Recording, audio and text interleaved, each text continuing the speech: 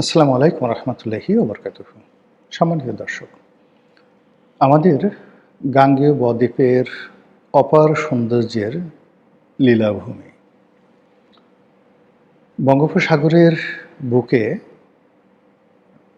জেগে ওঠা রত্নভাণ্ডার, জীবন্ত যাকে বলা হয় সৌন্দর্যের লীলাভূমি সেন্ট মার্টিন দ্বীপ।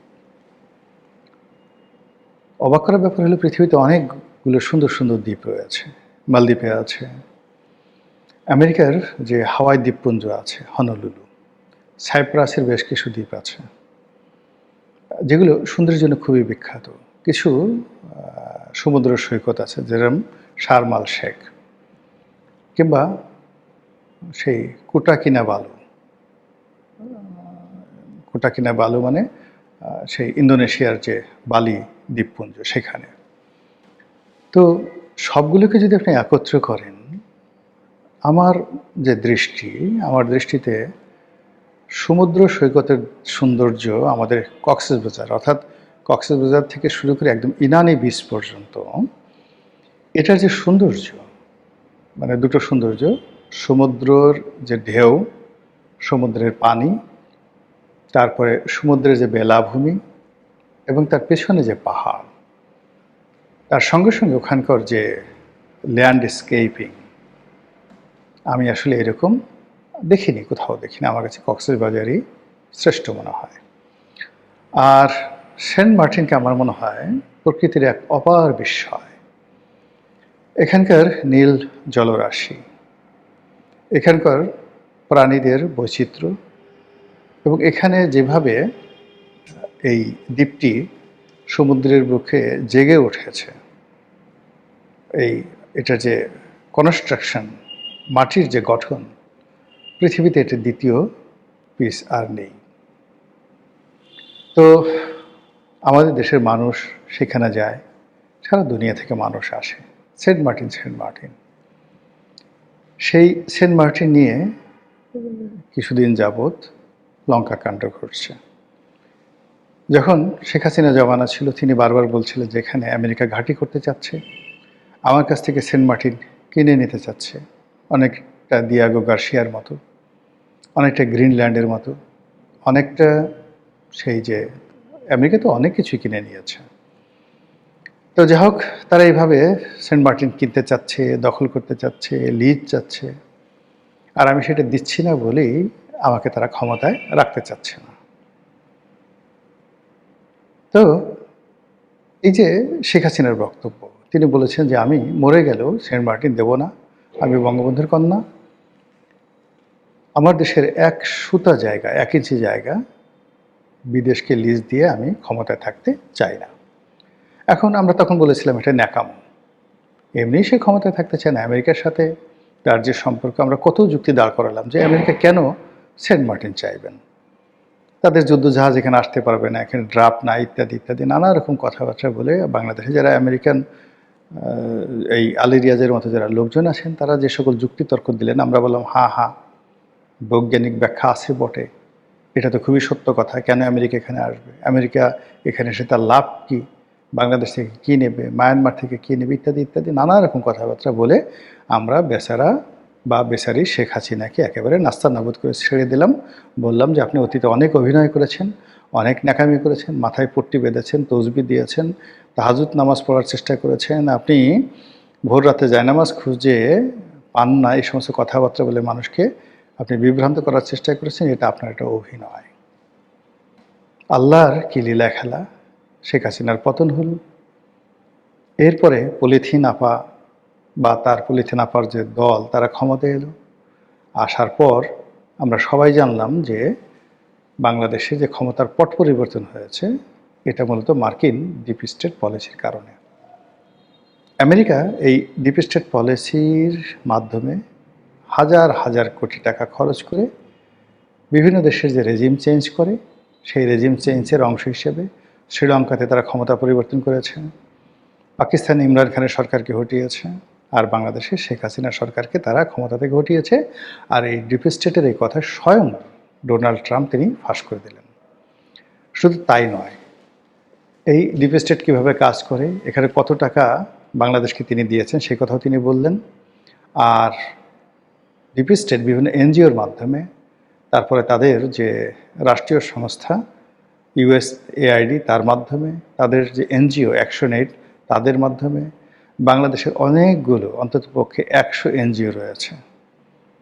এই বদমাইশগুলো এই সবসময় আমেরিকার টাকা খেয়ে এরকম নিজের মা বোনকে আমেরিকানদের হাতে তুলে দেওয়ার মতো জঘন্য অপরাধ, মানে আসলে সেন্ট মার্টিন দেওয়া বা দেশের মাটি দেওয়া, দেশের স্বার্থ বিদেশিদের কাছে জলাঞ্জলি দেওয়া, আর নিজের মাকে হানাদারদের হাতে তুলে দেওয়া, নিজের স্ত্রী বা কন্যাকে ধর্ষকদের হাতে তুলে দেওয়া এবং হাসি মুখে তুলে দেওয়া, এর মধ্যে আমি কোনো পার্থক্য দেখি না।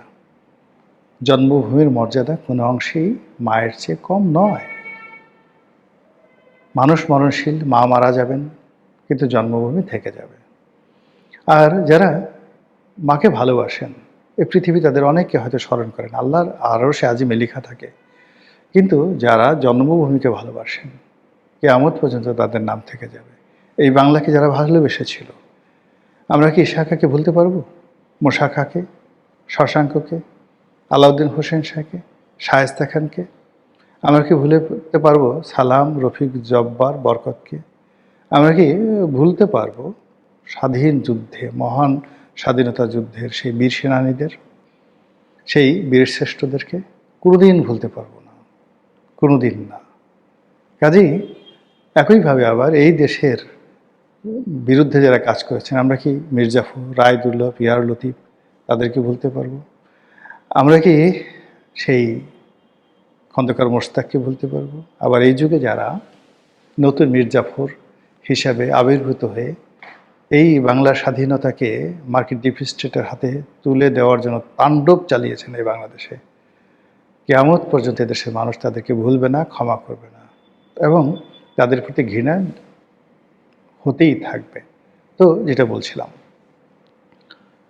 সেন্ট মার্টিনের যে বিষয়টি শেখ হাসিনার পতনের পরে সামনে এলো, যখন আমি দেখলাম যে, বা আমরা দেখলাম, আমাদের দেশে পলিথিন আপা হিসেবে পরিচিত সৈয়দা রেজওয়ানা হাসান, তিনি বন এবং পরিবেশ মন্ত্রণালয়ের দায়িত্বপ্রাপ্ত উপদেষ্টা হলেন, এবং তিনি সেন্ট মার্টিনের জীববৈচিত্র্য রক্ষার জন্য এবং সেন্ট মার্টিনের সেই যে বললেন যে সেন্ট মার্টিন যদি আমরা রক্ষা না করি এটা ডুবে যাবে, এই কথা বলে সেখানে যাতায়াত বলতে গেলে প্রথমে নিষিদ্ধ করা হলো, এরপরে সীমিত আকারে পর্যটকদের যাতায়াতের ব্যবস্থা করা হলো, এবং ওখানে হাজার হাজার কোটি টাকার যে বিনিয়োগ বিভিন্ন হোটেল মোটেলে, সবগুলো লাটে উঠল।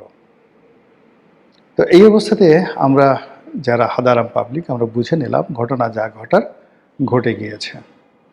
ডিপ স্টেটের নামে যা কিছু শুনছিলাম, শেখ হাসিনা যে ঢং করে যে কথাগুলো বলছিল বলে আমরা অভিযোগ করছিলাম, মূলত সবই সত্য। যা হোক, পলিথিন আপার দল গেছে, তারেক রহমান সাহেবের সরকার আসছে, এখন বলা হচ্ছে যে এই সরকারও ডক্টর মোহাম্মদ ইউনূস সরকারের এক্সটেন্ডেড ভার্সন। এর কারণ হলো ইউনূস সরকারের সবচেয়ে কে পার্সোনালিটি যিনি আছেন, খলিলুর রহমান, তিনি এই সরকারের পররাষ্ট্রমন্ত্রী, এবং ডক্টর মোহাম্মদ ইউনূসকে রেখে দেওয়া হয়েছে ভিভিআইপি প্রোটোকলে। আগামী 1 বছর তাকে সেই এসএসএফের প্রোটেকশন দেওয়া হবে, যেভাবে তারেক রহমান সাহেব প্রোটেকশন পাচ্ছেন বা প্রেসিডেন্ট পাচ্ছেন। বোঝার চেষ্টা করুন। এবং যেখানে বাংলাদেশে এত কিছু হচ্ছে, সব লোকজন যেখানে উপদেষ্টাদের পালানোর ব্যাপারে মানে আলাপ আলোচনা করছে, তারা যেন বিমানবন্দর দিয়ে পালাতে না পারে, ঠিক সেই সময় উপদেষ্টারা নিজেরা বসে একসাথে একত্র হয়ে আনন্দ করছেন, ফুর্তি করছেন, কেক কাটছেন এবং হাসাহাসি করছেন, মুখ হা হা হা হা করে। যাত্রা দলের নায়ক মানে ভিলেন যেভাবে হাসে না, মুখ হা হা হা করে, তো ওইরকম এদের হাঁটা চলা কথাবার্তা দেখে মনে হয় তারা যাত্রা দলের ভিলেন। অনেককে কেউ কেউ মানে কেউ কেউ অবশ্য ভালো আছেন। তো তারা এই সময়টাতে সরকারি বাসভবন দখল করে রেখে, মানে লজ্জাও নেই, যেদিন ক্ষমতা গেছে উচিত ছিল সেই দিনই তো সেই সরকারি বাসভবন ত্যাগ করা, কিন্তু তারা করেনি। তারা সেই বাসভবনে রয়ে গেছে, এখনও আছে কিনা আমি জানি না। তো যাই হোক, সেখানে বসে তারা কেক কাটলো, সব কিছু কাটলো। ইট মিনস তারা যায়নি, এখনও শ্যাডো রূপে, ছায়া রূপে সরকারের উপরে তারা প্রভাব বিস্তার করছে, দেশের কলকাঠি নাড়ছে, এবং আমেরিকার প্রতিনিধিত্ব করছে। ঘটনা যদি তাই হয়, তাহলে সেন্ট মার্টিনের খবর কি? আছে? সেন্ট মার্টিন কি এখনো আছে? আপনি কি যেতে পারছেন? আমরা কি যেতে পারবো? এই প্রশ্ন করার আগে আরও দুটো ঘটনা বলি যে, এই গত 17 মাসের আমেরিকার যে দাপট ছিল সারা দুনিয়াতে, এখন এই মুহূর্তে সেই দাপট এখন তুঙ্গে। বিশেষ করে ভেনেজুয়েলার প্রেসিডেন্টকে ধরে আনার পর, মাদুরোকে ধরে আনার পর, মানে ডোনাল্ড ট্রাম্প অপ্রতিরোধ্য হয়ে পড়েছেন।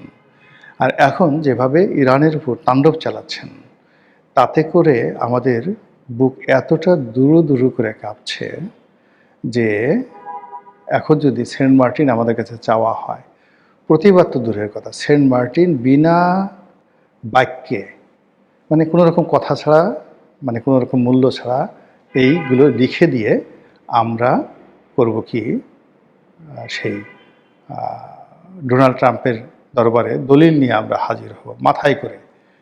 সেই দলিল মাথায় করে না হাজির হব, হুজুর এসেছি, এই নেন আপনার উপহার। এইরকম ভয়ের মধ্যে আমাদেরকে ফেলে দিয়েছে ইরানের এই যুদ্ধের ফলে। কাজেই সেন্ট মার্টিনবাসীর জন্য, সেন্ট মার্টিনের ভূমির জন্য, ওখানকার পশু পাখির জন্য একজন ক্ষুদ্র মানুষ হিসেবে দোয়া করা ছাড়া আমার মতো অধম বান্দার আর কী করার আছে। আল্লাহ আমাদেরকে হেদায়েত দান করুন এবং হেফাজত করুন। আসসালামু আলাইকুম রহমতুল্লাহি ওয়া বারাকাতুহু।